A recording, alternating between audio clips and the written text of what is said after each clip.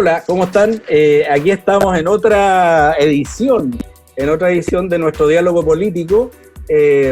Una vez más, acuérdense que va por la televisión digital, que luego he repetido, pero va los días martes y los días jueves a las 9 p.m. por la televisión de la universidad. Así que le agradecemos a la universidad y en particular a la Facultad de Ciencias Jurídicas y Sociales, de la cual soy académico, por apoyar esta iniciativa, y también a la televisión, que hace un estupendo trabajo de edición y todo. Hoy día estamos con una colega fantástica, que tengo el privilegio de poder presentar. Ella es socióloga, se llama Gabriela Agosto. Hola Gabriela, ella es de Argentina. Ella tiene un doctorado también en la Universidad Complutense de Madrid y un máster en Administración Pública.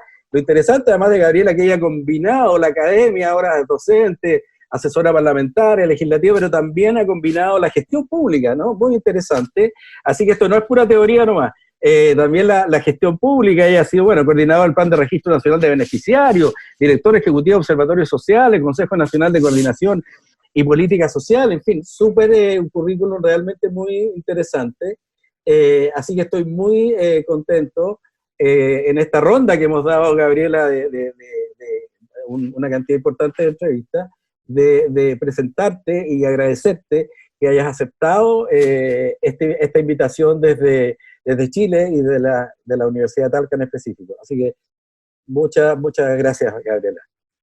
No, a ustedes, a la facultad y a vos, Pablo, por la invitación. La verdad que muy interesante la propuesta que están desarrollando, de estas voces en medio de la pandemia. Exactamente.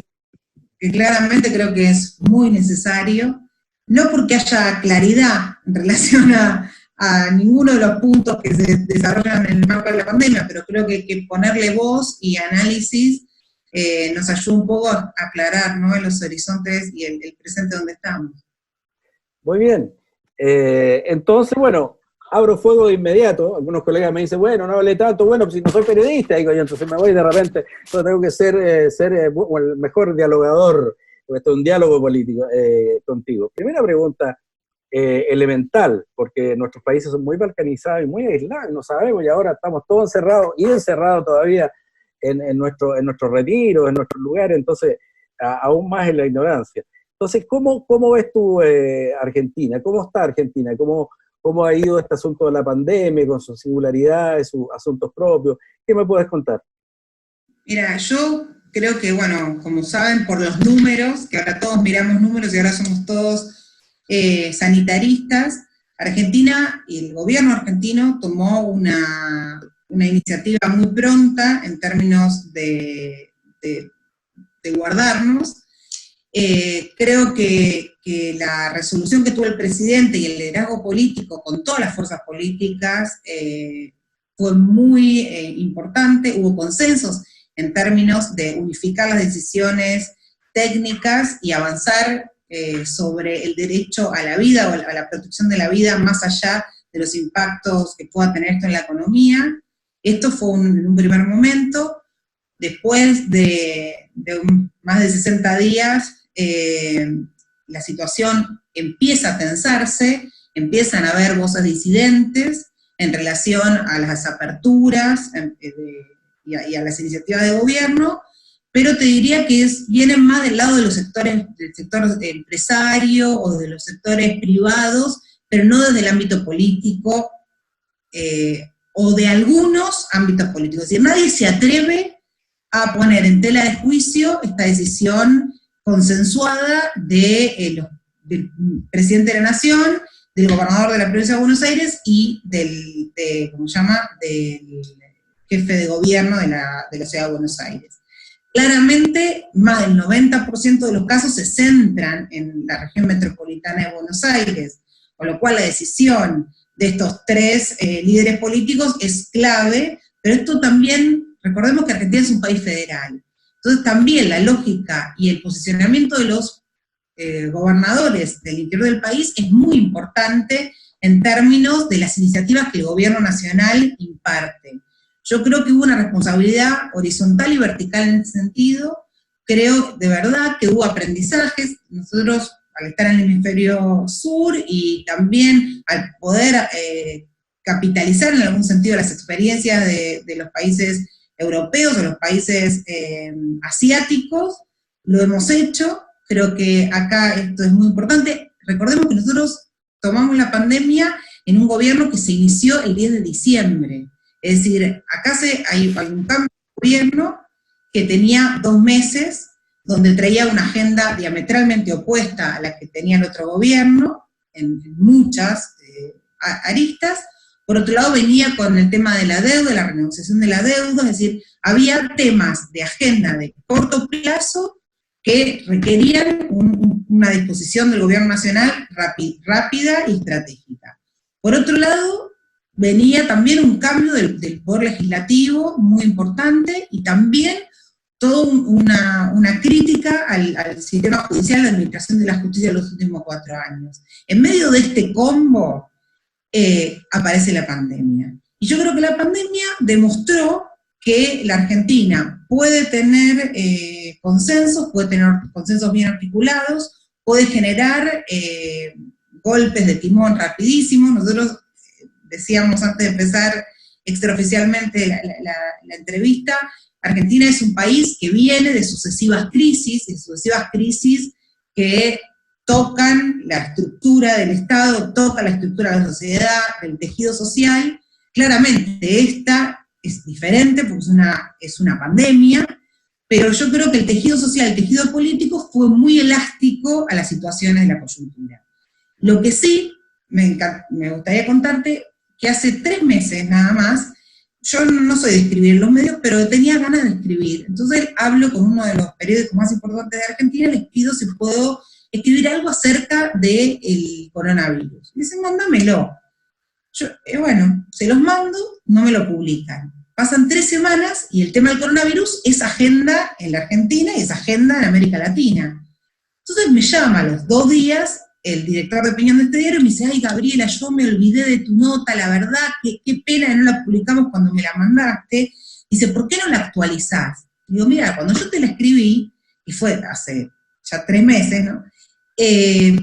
Me parecía que lo que yo quería decir a la ciudadanía, lo que quería decir al sistema político, es que la pandemia nos iba a poner, nos iba a interpelar en sentido de que en qué situación nosotros nos íbamos a enfrentar, qué nuevo pacto social como Argentina deberíamos hacer, cómo lo estamos pensando en términos. Bueno, yo planteaba una serie de cosas para una cosa que está en el horizonte.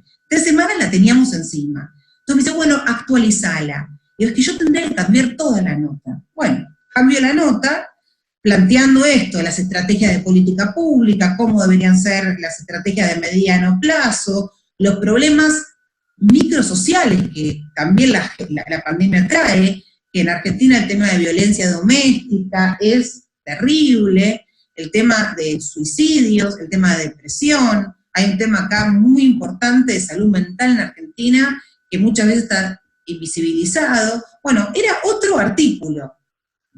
Como me pidió la gente de los medios, actualizo el artículo.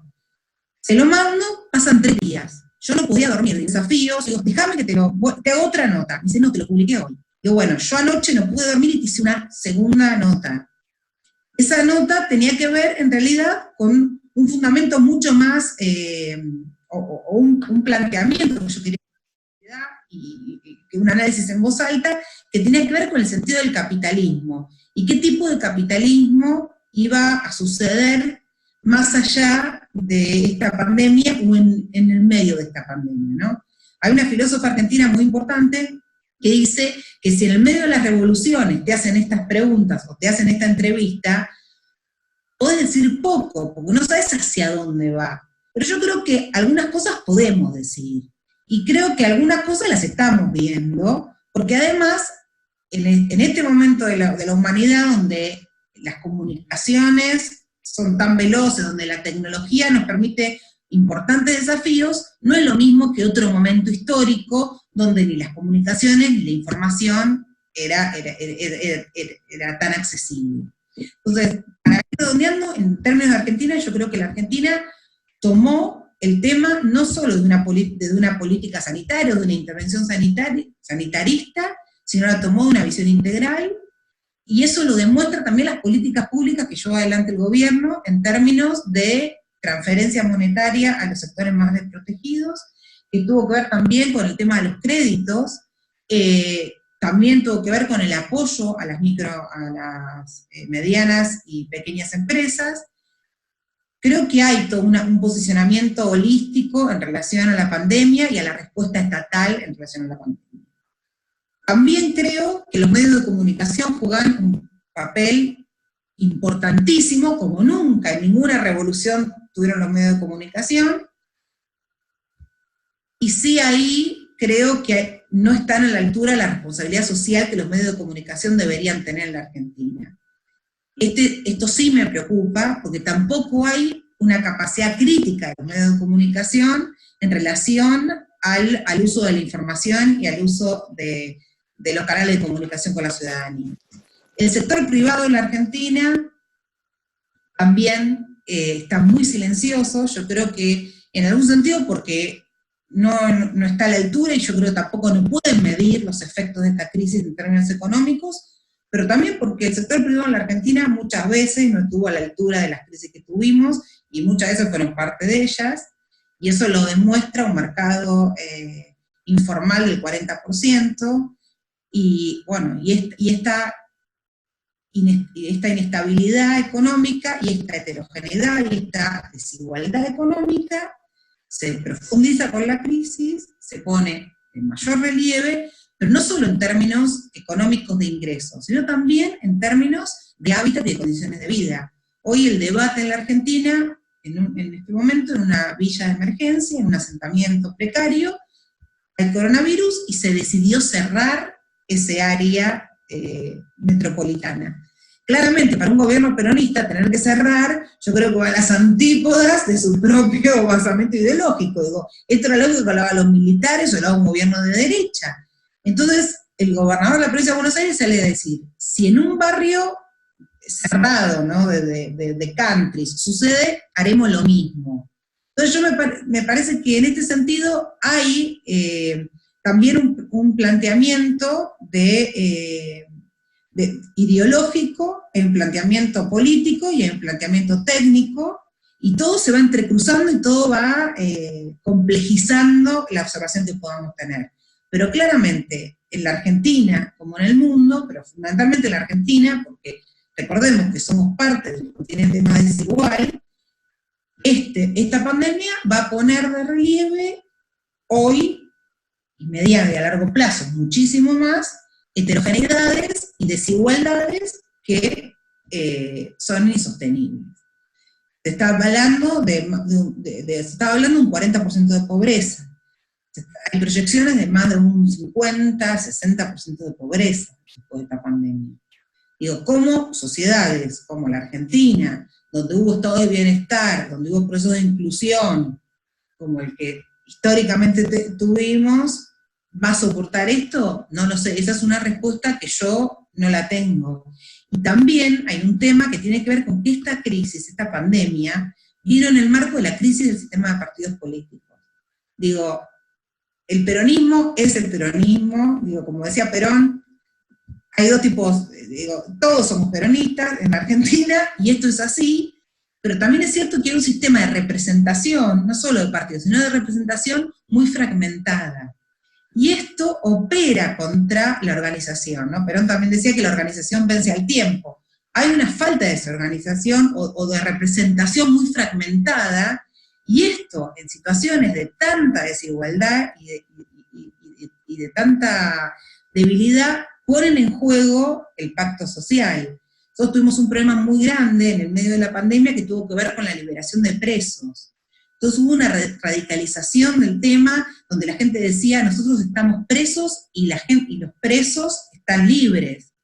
Digo, también me parece que acá las fallas del sistema se están mostrando, y se están mostrando en su manera más brutal. Entonces, y también hay un juego, por eso hablo de la responsabilidad de los líderes políticos, de los líderes sociales y de los medios de comunicación y de los empresarios, en términos de no radicalizar los discursos y de no llevarlos a lugares simplistas como los que estamos escuchando, y además que son retroalimentados por los propios medios de comunicación, ¿no?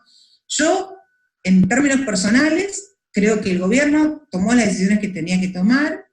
Creo que la oposición, la mayor parte de la oposición, porque hay una parte de la oposición que creo que no está a la altura de las circunstancias, han actuado bien, han actuado de manera precisa, de manera muy precavida. Muchos creen que fue demasiado precavido, yo creo que no. Yo tengo amigos y familiares, tanto en Estados Unidos como en Europa, y la verdad es que creo que, no soy sanitarista, pero a los hechos me remito, a los resultados me remito, solamente con mirar a Brasil, con mirar hasta Chile, los resultados no son los que esperamos, y además lo que sabemos es que la única modalidad de protección es esta. Entonces, hasta que no se genere una vacuna, yo creo que es lo que nos toca, ¿no? ¿Cómo será el futuro? No lo sé. ¿Hasta dónde este pacto político y este pacto social se va a sostener? Tampoco lo sé. ¿Hasta dónde la gente puede sostenerlo? Tampoco.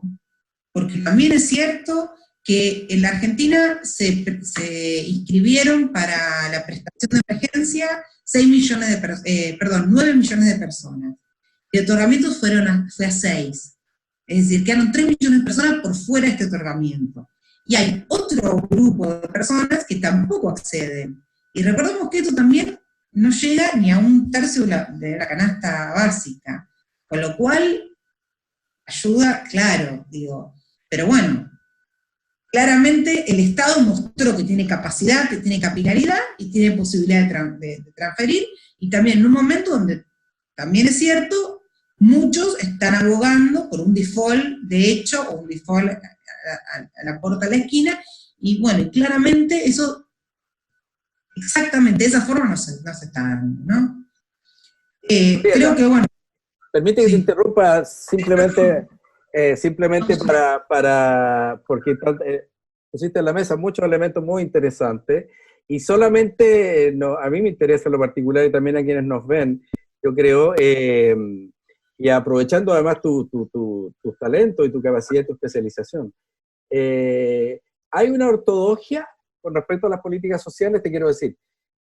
Por cierto, hay que repartir, distribuir, y hay que proteger, ¿no es cierto? Proteger. Pero, ¿de qué manera? ¿No es cierto? Algunos decimos, acá en Chile también, que el Estado tiene que actuar a otra escala. Aquí tenemos un gobierno, claro, de otra, un gobierno de cambio más bien de centro-derecha, entonces también ha llegado tarde, ¿no es cierto? Ha habido situaciones y ha llegado más que anticiparse.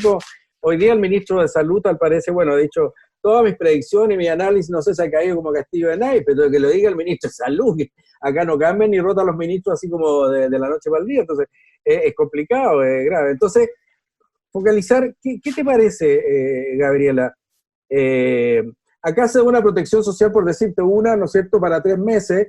Me decía un colega también de Espacio Público acá, me decía, Pablo, eso objetivamente no alcanza, no da, ¿no es cierto? Es una cosa ni siquiera para el mínimo los $7, no sé, de la OCDE, qué sé yo, de Naciones Unidas, o sea, no te da. Entonces, ¿de qué estamos hablando? ¿Cuál es, más allá de la teoría, digamos, cómo tú ves el manto de protección social necesaria como ortodoxia, y cómo se ha comportado a tu juicio Argentina a este respecto? Yo creo que, como te decía, la Argentina tiene un sistema de protección social que era pionero en América Latina. Nosotros tenemos un sistema de protección social de base contributiva y no contributiva, que podía sostenerse, que cada vez generaba mayores rangos de inclusión, con sus deficiencias y con sus falencias, pero era un sistema de protección social que tenía un tejido social importante. La crisis del 2001 dio una enseñanza en términos de políticas no contributivas, que primero fue el jefe y jefas de hogar, después mutó hasta generarse como la UH, la Asignación Universal por Hijo, y hoy te diría que ese entramado contributivo y no contributivo te permitía generar una red de contención social que en algún sentido sostenía. Claramente ese tejido social, ese sistema de protección social estaba en crisis. Ya a finales del año pasado se estaba hablando de la caída de personas de las clases medias, y a la CEPAL en esto los últimos informes son clarísimos, como en América Latina el problema no se da solamente en los nudos críticos de pobreza estructural, sino en la vulnerabilidad de los sectores medios. Digo, esto ya estaba en el análisis del público. Esto empeora esta situación, y esto pone en tela de juicio y en revés todo lo que es el entramado de del sistema de protección social, pero no solo el sistema de protección social pensado como jubilaciones, pensiones, transferencias monetarias. También tiene que ver con el tema de salud, con el tema de educación. Digo, en la Argentina, si bien hay un sistema de salud universal, tanto como el de sanidad, los dos sistemas son sistemas que están descentralizados. Que ya de base hay un problema de heterogeneidades en términos de calidad, no tanto de acceso, pero también de acceso en términos ahora numéricos. Vos te das cuenta que hay heterogeneidades territoriales gravísimas en términos federales. Entonces, todo lo que es el tramado de la protección social en términos más globales, más que las transferencias, también vuelve a ponerse en tela de juicio, y acá cuando estamos hablando del rol del Estado, estamos diciendo esto, bueno, ¿hasta dónde? ¿Qué? El sistema de educación en Argentina, nosotros tenemos un 99% de chicos en las aulas, tenemos un sistema de obligatoriedad hasta el secundario, tenemos una universidad pública y gratuita. Ahora, todo eso también hoy empieza a presentar sus falencias y sus debilidades por millones de cosas. Por los salarios de los docentes, por las situaciones edilicias de las escuelas, por la falta, digo, hay un informe que no tengo los números claros, pero era la cantidad hicieron un informe sobre la cantidad de ordenadores, de computadores que había en los docentes argentinos. No llegaba al 50%, es decir, era una cosa increíble, que vos decís, ¿cómo la República Argentina, los docentes, no estaba claro igual, lo leí muy por arriba porque era un borrador, me lo iban a mandar, no me lo terminaron de mandar, lo que no me acuerdo era si era que no había ordenador exclusivo para el docente, que puede ser que en la casa haya, pero bueno, el 50% de los hogares claramente, los docentes no tenían ordenador en la Argentina, aunque sea exclusivo para el uso del profesor. Con lo cual, en este contexto de pandemia, imagínate las deficiencias del tema educativo para poder dar clase. No hablemos de la educación rural, no hablemos de la educación, nosotros también tenemos muchas islas.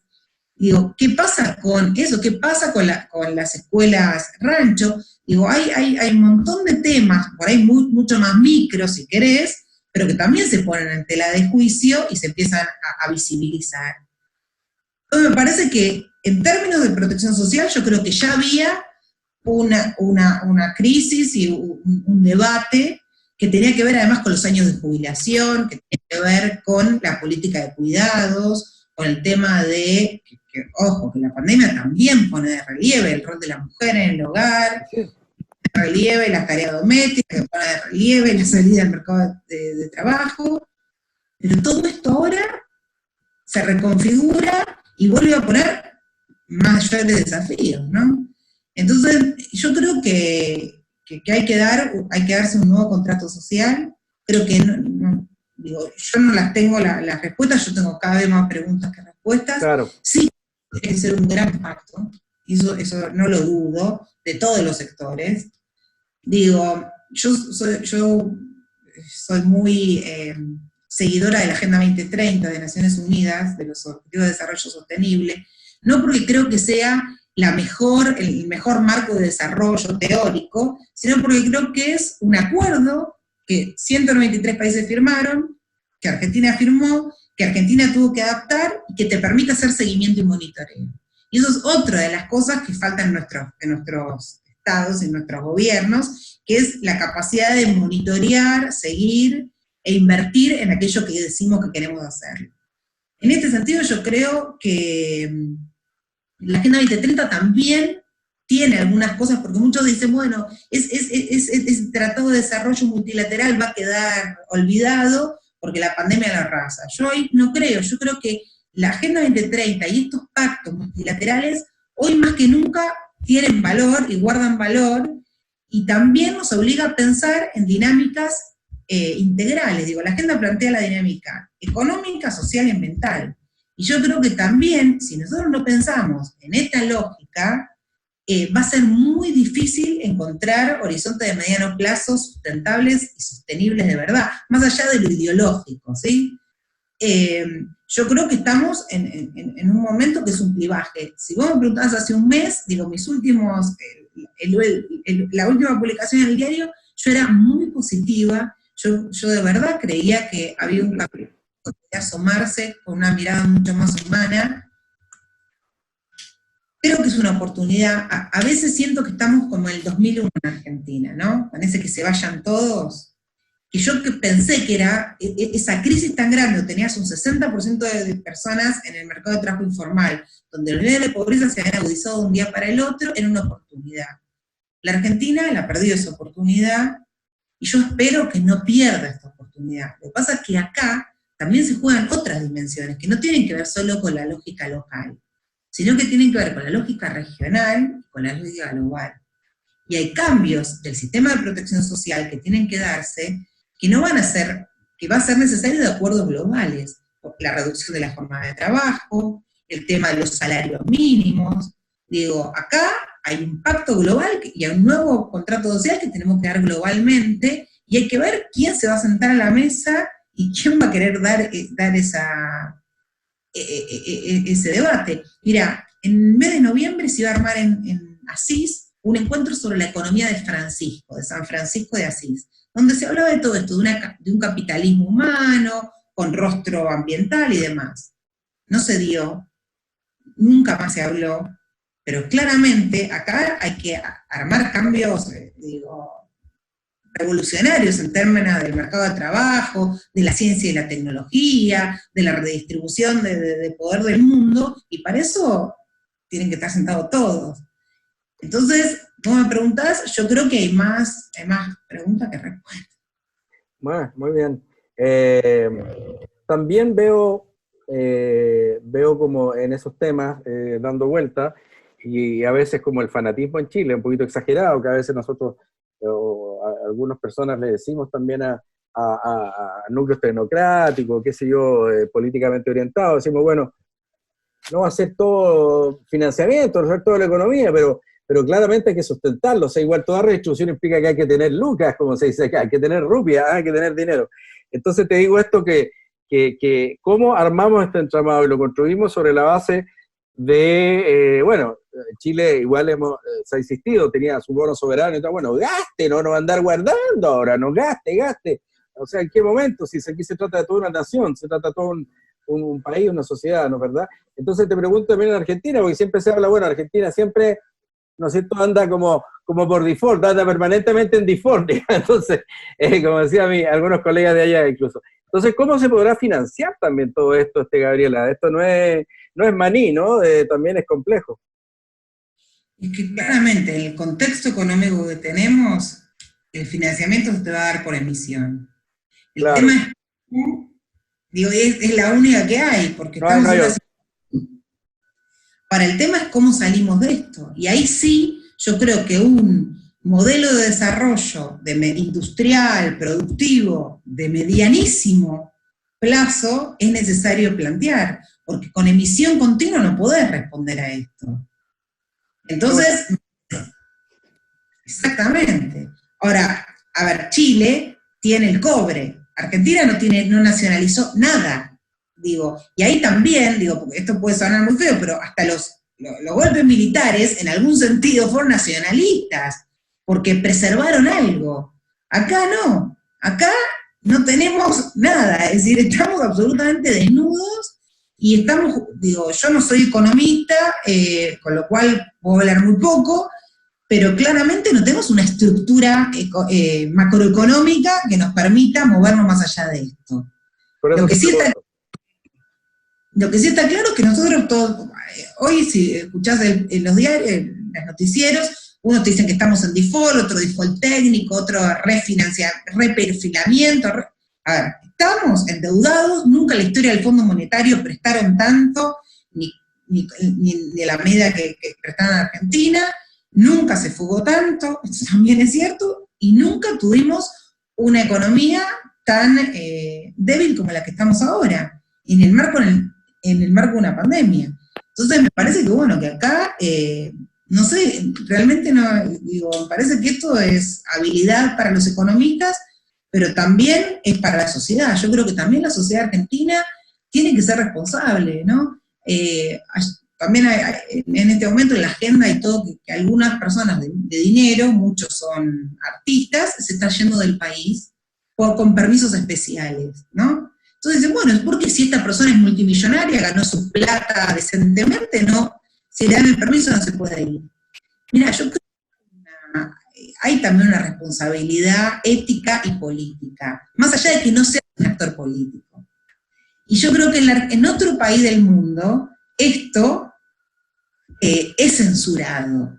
Pero es censurado no desde no una censura superficial, sino una censura profunda.